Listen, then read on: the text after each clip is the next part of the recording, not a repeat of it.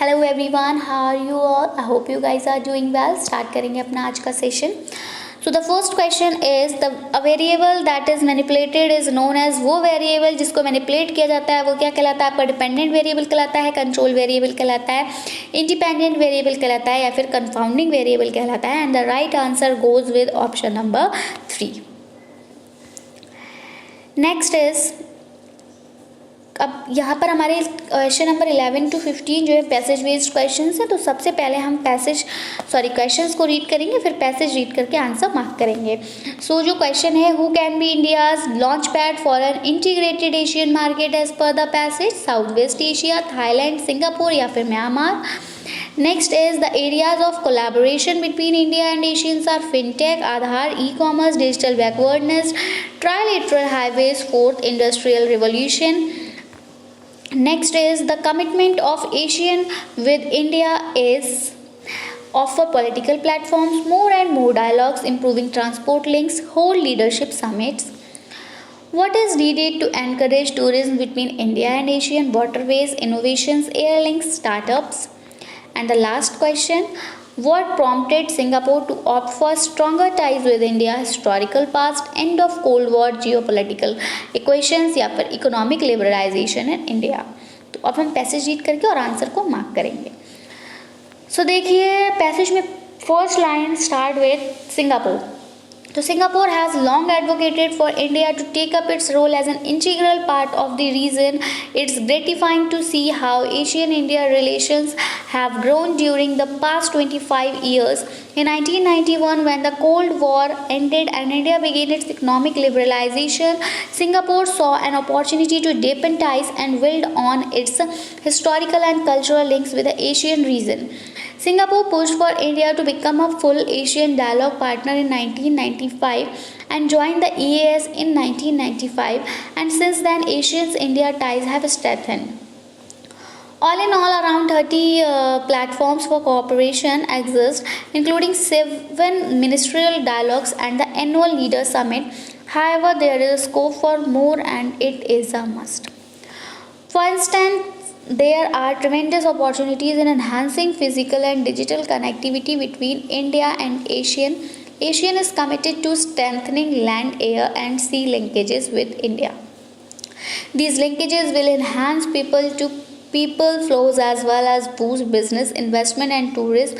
The India-Myanmar-Thailand trilateral highway will connect in India's northeast to mainland Southeast Asia, while one can via directly between India and several Asian countries. There is still much room to expand air links to support growing business and tourism. Beyond physical linkages, digital connectivity is the new frontier in the fourth industrial revolution. India has made great progress in innovation, startups, and digital inclusion. There are opportunities to apply initiatives such as Aadhaar in our region. E-commerce and fintech are two other areas potential collaboration. As an economic hub, Singapore can serve as a springboard to launch these ideas to Southeast Asia and beyond. India's role in ASEAN should be anchored by growing economic ties with Singapore. The economic integration involving 16 countries with 1/3 of global GDP and trade will create an integrated Asian market.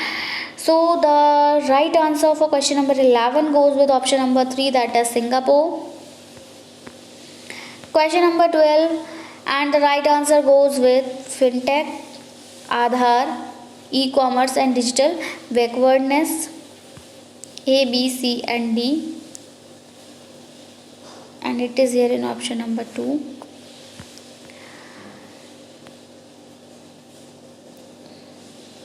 Question number 13, the commitment of ASEAN with India is improving transport links.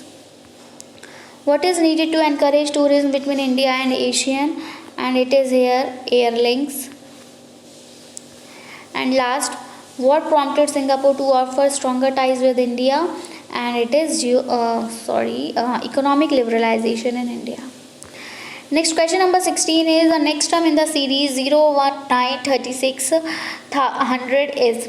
अब आपको pattern आप खुद से कोशिश करेंगे जानने की, क्योंकि देखिए मैं आपको पैटर्न बता दूंगी, उसके बाद तो आप सॉल्व कर लोगे।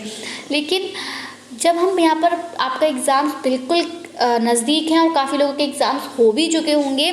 तो अब आपको क्या करना है, पैटर्न खुद से पहचानने की कोशिश करनी है। तो पैटर्न पहचानेंगे, मैं आपको आंसर बताऊंगी और आप फिर आप अपना मैच करेंगे। तो आप देखेंगे 0 से 1 के बीच में, फिर 1 से 9 के बीच में, 36 के बीच में यहाँ पर क्या जो है वो डिफरेंस रह रहा है।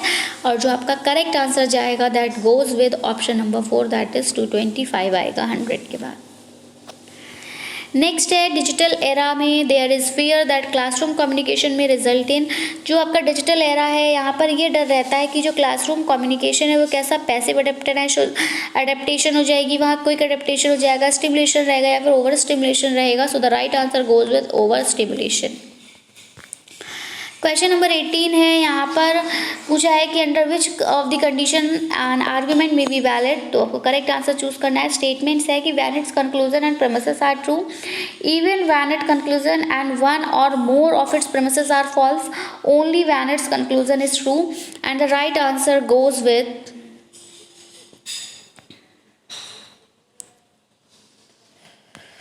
statement A, when its conclusion and premises are true and even when its conclusion and one or more of its premises are false, and it is here in option number 2. Next question number 19 is Jennifer's father in law is my brother. अब ये blood relation भी आपको बताने हैं, ठीक है। Jennifer के जो फादर इन लॉ हैं वो मेरे भाई हैं, ठीक है। अब आप समझ रहे हैं कि जेनिफर जो है ये जो भी लेडी बात कर रही है उसकी कौन है, बहू है, ठीक है, भतीजे की। And Helen is a grand daughter of my mother. यहाँ पर आप इतना देख लो कि हेलन जो है वो मेरी माँ की ग्रैंड डॉटर है, ठीक है। तो how is Helen related to Jennifer, तो आप बताएंगे कि जेनिफर हेलन जेनिफर की कौन हुई, तो ये आपकी कौन हुई, सिस्टर इन लॉ। नेक्स्ट है हमारा question number 20, truth and falsity are attributes of, and right answer goes with option number 2, that is propositions. Next question number 21 and it is negative criticism as an element of classroom communication will lead to. अब जो आपका negative criticism है किसी भी एक element की तरह classroom communication का, वो किससे लेड करेगा, एक्सटर्नल सिंपैथी से, जस्टिफिकेशन से, डिफेंसिवनेस से, डीमोटिवेशन से, सपोर्टिव लिसनिंग से, कन्फ्रंटेशनल एम्पैथी से। सो जो हमारा राइट आंसर जाएगा for this question is goes with justification, defensiveness and demotivation, and it is here in option number A.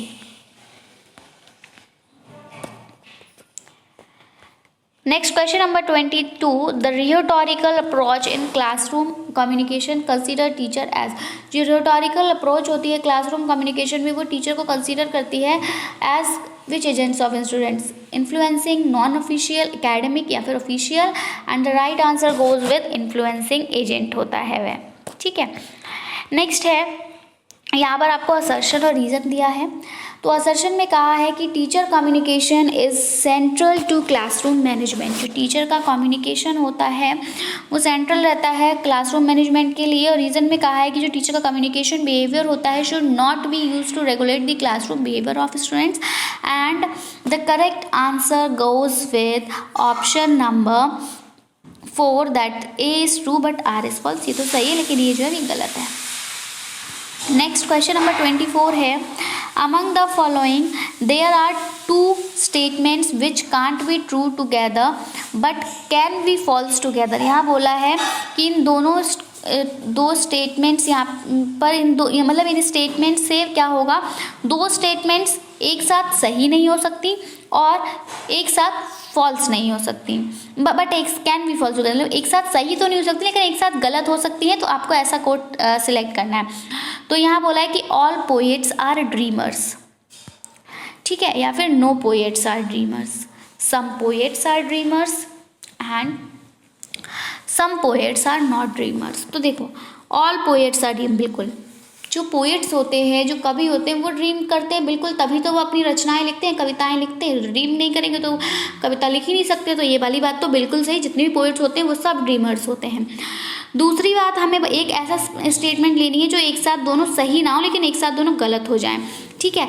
तो ये दूसरी स्टेटमेंट जो हमारी जाएगी, it is no poets are dreamers. अब यहीं पर ये आ गया कि नो पोएट्स आर ड्रीमर्स, तो यही दोनों सही हो जाएंगी कि सारे पोएट ड्रीमर्स होते हैं, ये वाली बात सही है, लेकिन नो पोएट्स आर ड्रीमर, कोई पोएट ड्रीमर नहीं होता, ये वाली बात गलत है। तो दोनों एक साथ सही नहीं हुई, लेकिन क्या है, दोनों एक साथ गलत हो सकती हैं ऐसे कि ऑल पोएट्स आर ड्रीमर्स, तो कहीं ना कहीं कोई पोएट ऐसा होगा जो ड्रीमर नहीं भी होगा, ठीक है। तो ये ऑप्शन हमारा सही हो जाएगा। So option number 1 is the right answer for this question. Next जो हमारा जाएगा, लास्ट क्वेश्चन है सीरीज का, and it is non verbal communication is consider. Non verbal communication को कैसे कंसिडर किया जाता है? Formal, cultural, free, informal, precise. So the right answer goes with informal. अब यहाँ पर एक क्वेश्चन जो है वह आपके लिए है कि ये क्वेश्चन आपको खुद से सॉल्व करना है और हमें आंसर को कमेंट सेक्शन में बताना है, कमेंट करना है कि आंसर क्या है। यहाँ बोला है कि given below are two premises, यहाँ 2 प्रेमिसेस दिए हैं आपको, ए एंड बी। 4 कंक्लूजन्स यहाँ से ड्रॉ किए गए हैं। अब आपको कोड सेलेक्ट करना है जो कि वैलिडली ड्रॉन कंक्लूजन होगा। प्रेमिसेस में बोला है कि सारे जजेस जो हैं वो लॉयर्स होते हैं, मतलब जो भी जज बनता है वो पहले लॉयर रहा होता है, या फिर कह सकते हैं कि नो डॉक्टर्स आर लॉयर, कोई भी डॉक्टर लॉयर नहीं होता। अब कंक्लूजन में बोला है कि no lawyers are doctors, know doctors are जजेस, ऑल लॉयर्स आर जजेस एंड सम डॉक्टर्स आर जजेस। और आपको यहाँ पर कोड दिया है, स्क्रीनशॉट ले लीजिए 1 3 1 2 1 4 2 3। चाहे तो एक बार फुल क्वेश्चन का स्क्रीनशॉट ले लीजिए, क्योंकि आपको आंसर हमें कमेंट सेक्शन में कमेंट करके बताना है। प्रेमिसेस का स्क्रीनशॉट लीजिए, 2 3 कंक्लूजन्स आ जाएंगे आपके, फिर आप 4th वाला कंक्लूजन और ये बाकी के और हमारे कोड जो है इनको स्क्रीनशॉट ले सकते हैं और आपको आंसर कमेंट सेक्शन में कमेंट करके बताना है। So that's it from my side. I will be coming back with some new important questions. Till then take care and bye bye. Thanks for watching. Thanks, have a nice day.